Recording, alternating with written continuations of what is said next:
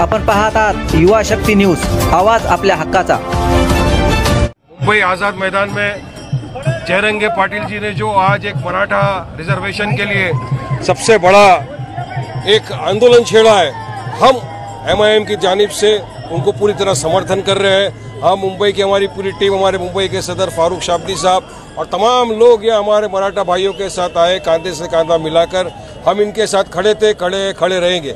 हमारा सरकार से निवेदन है कि मराठा समाज को आरक्षण मिलना ही चाहिए। इतने बरसों से मांग की जा रही है, लेकिन आज आप देखिए मुंबई की पूरी सड़कों के ऊपर हमारा मराठा भाई उतर गया रिजर्वेशन की मांग करने। हम समर्थन करते, हम तो चाहते हैं धनगर समाज को रिजर्वेशन मिले, साथ ही साथ मुसलमान समाज जिसके बारे में मुंबई की हाईकोर्ट ने भी कहा कि उसको एजुकेशन में 5% रिजर्वेशन मिलना ही चाहिए। हम तो चाहेंगे कि रिजर्वेशन महाराष्ट्र की सरकार है बीजेपी की, वो दे।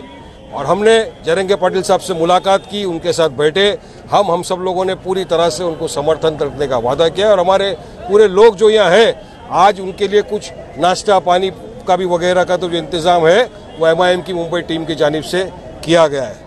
तो हम तो बस समर्थन में खड़े थे मराठा भाइयों के, और आखिर तक हम खड़े रहेंगे। हमने समर्थन के लिए आज यहाँ पे मुंबई के आज़ाद मैदान में हम पहुंचे। यहाँ पे कुछ राजकारण करने के लिए नहीं आया हूँ, मैं बस इंसानियत के नाते, एक मनुष्य होने के नाते मेरे मराठा भाई की तकलीफ मेरे से देखा नहीं गई।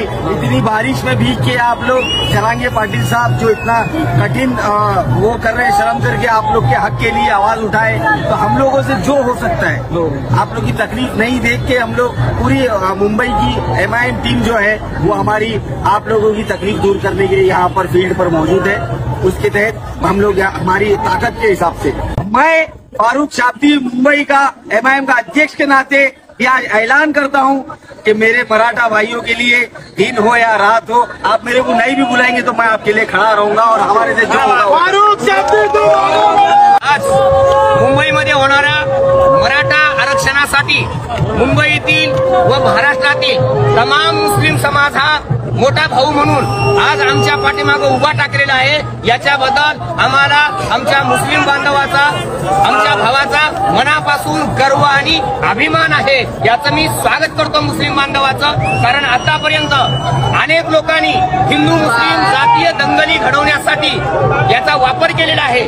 आम्ही आज स्पष्टपणाने सांगतोय की आम्हाला जेऊ घालणारं कोण आहे आणि आमच्या डोक्यात काठी घालणारं कोण आहे याची आम्हाला जाणीव आहे। आणि म्हणून आम्ही सांगतोय की आज आम्हाला मुस्लिम बांधवांनी, आमच्या भावांनी जीव घातलेला आहे। आणि सराटीमध्ये आमच्या बहिणीवरती या ठिकाणी लाठीचार्ज करणारा देवेंद्र फडणवीस, मुद्दाम सांगतोय देवेंद्र फडणवीसचं ग्रह खातं हे त्या ठिकाणी आमच्यावर लाठी हल्ला करते आहे। आणि म्हणून सुडबुद्धीनं ग्रह खात्याचा वापर त्या ठिकाणी देवेंद्र फडणवीसांनी केलेला आहे की जेणेकरून महाराष्ट्रात जातीय दंगली लागल्या पाहिजेत। आणि म्हणून आमच्या सर्व समाजाला समजून घेतलं पाहिजे की मराठा आणि मुस्लिम हे भाऊ भाऊ आहेत, कारण महाराष्ट्रातला मुस्लिम हा त्या ठिकाणी मराठाच आहे हे आम्ही अत्यंत स्वाभिमानानं आणि सन्मानानं सांगतोय।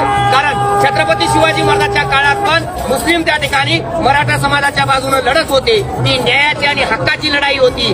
आता सुद्धा त्या ठिकाणी हा मुसलमान भाऊ आमच्या पाठीमागं उभा टाकतो आहे। याचा निश्चितच केवळ आरक्षणापुरता हा विषय नाही, कारण याच्यामुळं महाराष्ट्रातलं सामाजिक एकात्मता आणि एकतेचं जे वातावरण आहे ते सुद्धा याच्यामुळे मजबूत होणार आहे। आमच्या या लोकशाहीला सुरुंग लावण्याचं काम या 2-3% लोकांकडून जे होत आहे त्याचा मनसुबा आम्ही नक्की उधळून लावू याची आम्हाला खात्री आहे।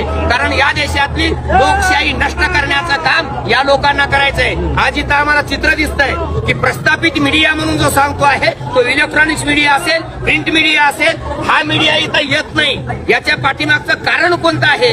मंत्र्याच्या घरी कुत्रं मेलं तर जो मीडिया जातो तो मीडिया एवढा मोठा कोटीनं समाज उभा टाकल्यावर येत नाही। याचा अर्थ मीडिया विकल्या गेलेला आहे। आणि डॉक्टर बाबासाहेब आंबेडकर म्हणतात मीडिया म्हणजे या देशाच्या लोकशाहीचे डोळे आहेत आणि ते बंद करण्याचं काम त्या सरकारनं केलेलं आहे। आणि म्हणून एक चांगली बाब कोणती आहे?